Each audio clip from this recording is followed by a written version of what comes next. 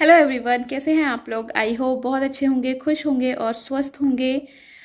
तो अभी मैं सितारा जी का लाइव देख रही थी और लिटरली यार लोगों ने इतना परेशान करके रखा है ना, इतना परेशान कर दिया है एक लड़की को जो खुद ही अपनी लाइफ से कितना परेशान है। उसकी अ, किसी को नहीं पता कैसे वो फेस कर रही हैं, कैसे वो इन सारी चीज़ों को घर में 24 घंटे होते हैं, 24 घंटे में कितने मिनट्स होते हैं, कितने सेकंड होते हैं, वो एक एक सेकंड एक एक मिनट चीज़ों को फेस करना बहुत मुश्किल होता है।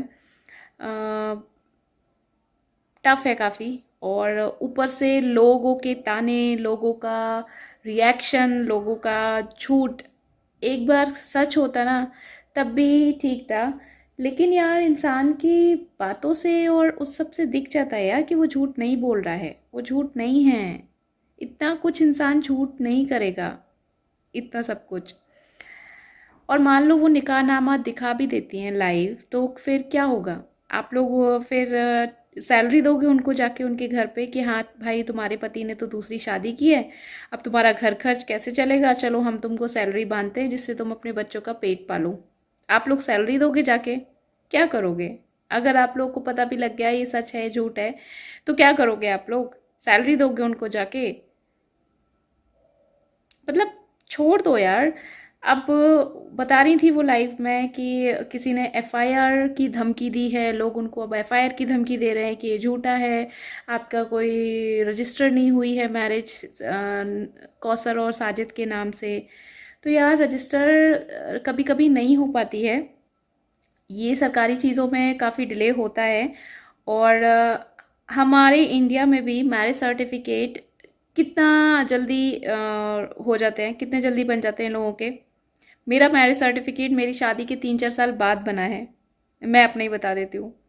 तो ऐसे ही डिले हो जाता है, नहीं होता है, काफ़ी बार नहीं जा पाते हम किसी रीज़न से, या फिर उन सब चीज़ों में पैसे भी खर्च होते हैं मैरिज सर्टिफिकेट ये सब बनवाने में, तो लोग डिले कर देते हैं।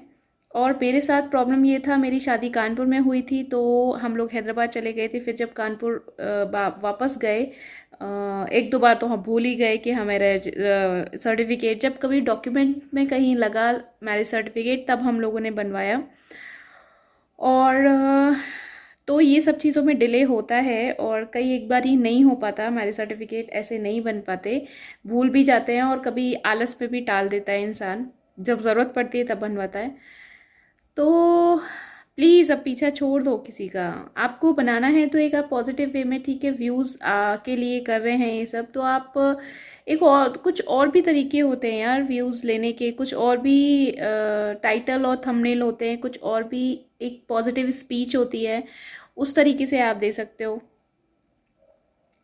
बट लोगों ने तो ठान के ही रखा है कि मत करो किसी को इतना परेशान। भगवान से, वाकई में भगवान से डरो।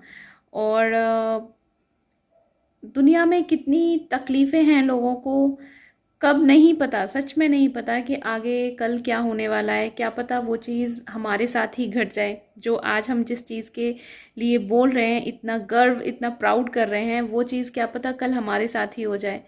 इसलिए मत करो किसी को परेशान इतना।